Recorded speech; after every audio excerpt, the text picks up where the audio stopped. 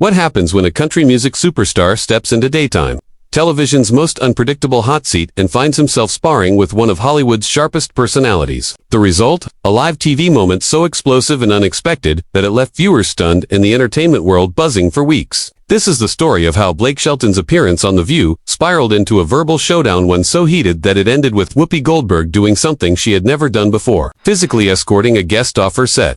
The stage was set like any other celebrity appearance. The audience cheered as Blake Shelton strolled to the iconic table, there to promote his latest album. At first, everything seemed routine. Whoopi Goldberg greeted him warmly, her trademark smile lighting up the room. "Blake Shelton, welcome to The View," she said. "Your new album's been getting a lot of attention." Blake leaned back in his chair, casual Oklahoma charm radiating from his posture. "Well, thank you, Whoopi. Always a pleasure being here with you ladies. Though I'll admit," he added with a grin, "I'm a little nervous sitting at this table. Y'all have a reputation for asking tough questions." The crowd laughed, but Joy Behar couldn't resist adding her signature bite. "Oh, don't worry, Blake. We'll go easy on you. You're just a simple country boy." The audience chuckled, but Blake's smile tightened. "Simple country boy, huh? Well, I guess that's one way to put it."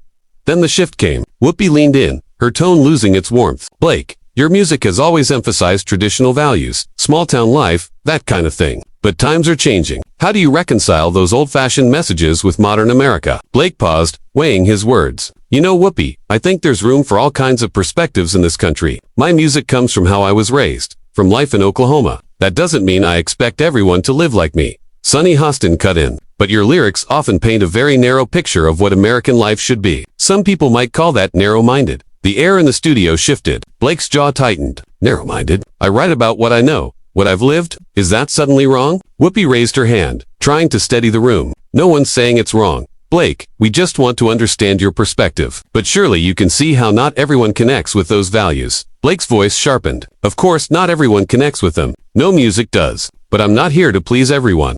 I'm here to be authentic to who I am and where I come from."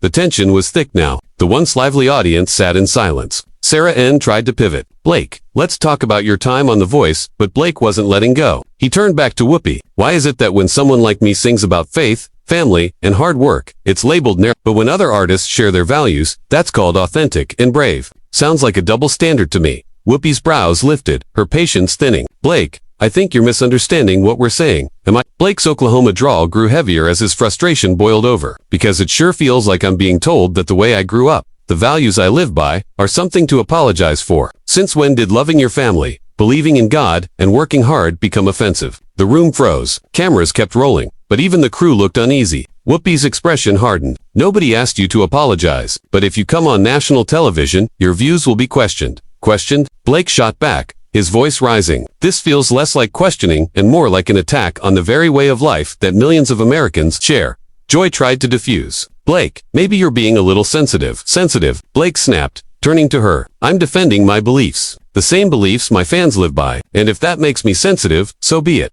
Asterisk. Whoopi slammed her hand on the table, the crack reverberating through the studio like a gunshot. Hold up right there. You came on our show, Blake. This is our house. And in our house, we have respectful conversations." Blake let out a laugh, but there was no trace of humor in it. "Respectful? You call what just happened respectful? I was invited here to talk about my music, and instead, I'm being lectured about how my values are supposedly problematic." The audience was riveted, some leaning forward in anticipation, others covering their mouths in disbelief. No one had ever seen The View like this. Whoopi rose slowly, her chair screeching against the floor. "Blake, I think you need to check your attitude. We ask tough questions of every guest who sits at this table, and I've been answering them." Blake shot back, pushing up from his chair as well. His height towered over the table now. "But I won't sit here and be told that the values I was raised with, the values that made me the man I am, are outdated or wrong." Nobody said they were wrong. Sonny tried to cut in, but her words evaporated as Blake and Whoopi locked on each other like combatants in a ring. "Then what exactly are you saying?" Blake's voice rang through the studio. "Because from where I'm standing, it sounds like you're painting me on the millions of people who live like me as some kind of problem that needs fixing." Whoopi's eyes narrowed, flashing with fire. "What I'm saying, Blake, is that your way of life isn't the only way of life, and your values aren't the only ones that matter in this country. I never said they were." Blake's voice cracked with fury. "But they do matter. To me, to my fans, and they have every right to exist alongside anyone else. Is that supposed to be what America is? Freedom to believe what you want?" The studio was ice cold with silence. Even the producers, frantically waving behind the cameras, couldn't pierce the electricity radiating from the table.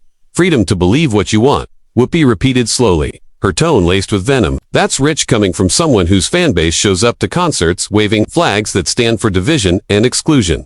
Blake's face flushed crimson. Now hold on just a damn second. You don't get to smear my fans like that. You don't know them. They're good, hardworking people who deserve better than to be reduced to your stereotypes. I know enough, Whoopi snapped, stepping closer to him, her voice low and dangerous. I know what I see at your concerts, what I hear in your interviews, what your music signals to certain groups. My music. Blake's voice was incredulous. My music represents love, family, pride in where you come from. If that threatens you, Whoopi, that says more about you than me. Joy tried to wedge herself in. All right, let's all just take a breath. No, Blake cut her off. His eyes locked on Whoopi. I want to hear this. I want to know exactly what she thinks is so dangerous about singing songs about small towns and traditional values. Whoopi crossed her arms, standing her ground. What's dangerous is when those traditional values are code words. Code words for keeping people down, for protecting systems that hurt marginalized communities. The audience gasped audibly. A wave of shock rippled across the studio. This wasn't an interview anymore, it was a public reckoning.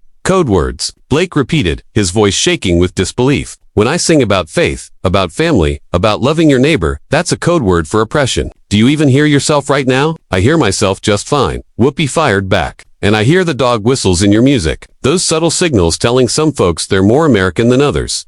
Dog whistles. Blake's voice cracked with raw emotion, his composure hanging by a thread. Blake's voice thundered across the table. You're calling my music racist? Is that what you're doing right now? You're going to sit here and brand me a racist on national television. The studio erupted into chaos. Audience members whispered fiercely, some standing to get a better view. Behind the cameras, producers were signaling frantically, debating whether to cut to commercial. If the shoe fits, Whoopi said coldly. The silence that followed was suffocating. Blake stared at her, his chest heaving, his jaw clenched tight. When he finally spoke, his words were low but searing. That is the most insulting, ignorant thing anyone's ever said to me. You don't know me. You don't know my heart. You don't know the lives I've touched or the communities I've supported. Then tell us. Sarah N cut in quickly, trying to diffuse the moment. Tell us about that work. But Blake wasn't in the mood for diplomacy. His eyes blazed. Why should I have to defend myself against baseless accusations? Why should I have to prove I'm not something you already decided I was before I even walked in here? Whoopi leaned forward, her tone sharp as steel. Because your platform reaches millions. Your voice has power. And when you use that power to spread messages that divide dressed up in pretty melodies and country charm, you need to be held accountable. Divisive? Blake shouted. What's divisive about loving your country? About hard work, responsibility, faith, and family? What's divisive about believing people should be judged on their character, not their politics? Everything is political, Blake. Whoopi roared back. Your music, your image, your whole brand, it's built on nostalgia for a time that was supposedly simpler, supposedly better. But tell me, better for who? Better for everyone willing to work for it. Blake's fists slammed against the table. Better for people who built something instead of tearing everything down. They were face to face now. The table, the only thing keeping them apart. The other hosts had shrunk back, their nervous glances betraying their discomfort. You think I'm tearing things down? Whoopi's voice was dangerous, almost trembling with fury. I'm trying to build a world where everyone has a voice, where everyone matters, where your narrow definition of American values doesn't drown out everyone else's. My narrow definition? Blake let out a bitter laugh. The only one silencing anyone here is you. You dragged me onto this stage just to ambush me with your politics. Politics. Whoopi slammed her hand on the table again, harder this time. The sound cracked through the studio. My agenda is equality, justice, making damn sure people like you don't get to hide behind guitars and charm while pushing ideas that hurt real people. People like me, Blake repeated slowly, his voice dripping with venom. There it is. You mean Southerners? You mean white people? You mean Christians? Conservatives? Just say it. Whoopi, say what you really think. The accusation hung in the air like smoke. The audience gasped. Whoopi's eyes narrowed to slits. What I think, she said, voice low and controlled, is that you walked on my stage with an attitude. You've disrespected me, disrespected my colleagues. And now you're trying to play the victim because someone finally called you out on your nonsense. Called me out on what? Blake shot back. On being proud of where I come from, on writing songs that connect with people who feel forgotten, on believing in something bigger than myself, on being a fraud. Whoopi spat. The words hit Blake like a punch to the gut. His face drained of color. A fraud, he whispered. That's right, Whoopi pressed. You sell yourself as authentic, this simple country boy, the voice of the people, but you're just another millionaire celebrity, living in a bubble, telling people what they want to hear. Blake's hands shook, whether from rage or heartbreak. No one could tell. You don't know what you're talking about, don't I? Whoopi leaned in, relentless. When's the last time you lived in one of those small towns you romanticize? When's the last time you had a real job, worried about rent, put food on the table? You sing about a life you haven't lived in decades if you ever lived it at all. The words cut like a blade. Blake's identity, the core of who he was as an artist, was under attack. The audience sat frozen, stunned into silence. "That's enough," Blake muttered, his voice trembling. "That's more than enough." But Whoopi wasn't finished. She pressed forward, her tone merciless. "You want authenticity? Let's talk about how you've built a brand on pretending you understand working people, while you sit in your mansion, counting millions." Blake turned his head away, then snapped back, fire in his eyes. "You know what, Whoopi? You're damn right about one thing. I am a millionaire, I am successful. And you know why? Because I worked for it, I believed in myself when no one else did. I didn't let people like you tell me I wasn't good enough, that my dreams didn't matter. People like me." Whoopi hissed. "Yes." Blake's voice soared to a crescendo. "People who think they get to decide who's authentic and who's not. People who think they can judge my entire life with their prejudice and their assumptions. You preach equality and justice, but you're the most judgmental person I've ever met." The studio was a powder keg now. Both Blake and Whoopi, breathing hard, their faces flushed, their voices sharp enough to cut glass. The panel had gone silent. The audience sat paralyzed. It felt like the room might explode. The audience was locked in, every eye fixed on the stage. Some leaned forward so far they looked ready to fall from their seats, unable to tear themselves away from the unprecedented clash. "The most judgmental person you've ever met," Whoopi repeated, her voice low and razor. "That's what you think of me." "That's exactly what I think," Blake shot back without hesitation. "You brought me here under false pretenses, dragged my name, my music, my fans, and my way of life through the mud. All because I don't fit into your narrow idea of what an acceptable celebrity should look like." Narrow. Whoopi's tone began to climb, heat rising in her words. "I've spent my career breaking out of those narrow boxes, tearing down barriers people like you never even had to see." "People like me," Blake repeated, shaking his head. "There it is again. You keep saying that. Spell it out, Whoopi. Tell everyone watching exactly what you mean by that."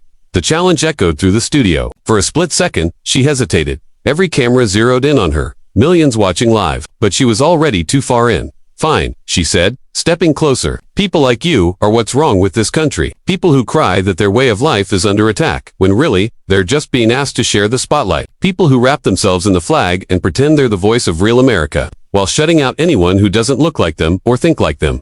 Blake's jaw tightened. "Do you hear yourself? You're proving my point. You're stereotyping millions of Americans with one sweeping judgment. That's not progress. That's prejudice." "Prejudice." Whoopi let out a harsh laugh. "That's rich from a man whose whole career is built on stoking people's worst instincts."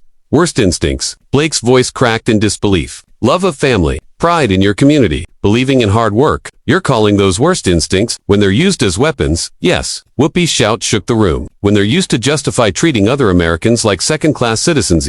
Blake staggered back a step, his face flushed with both fury and heartbreak. "You've never met the people I come from. You've never walked those towns or stood in their shoes. You don't know their struggles. You're just spewing talking points." "I know what I see," Whoopi fired back. "I know what your music represents to certain groups and I'm not going to pretend. Otherwise, that's not my responsibility." Blake snapped. "I can't control how others twist my songs. You're condemning my entire life's work based on your assumptions." Joy tried to intervene softly.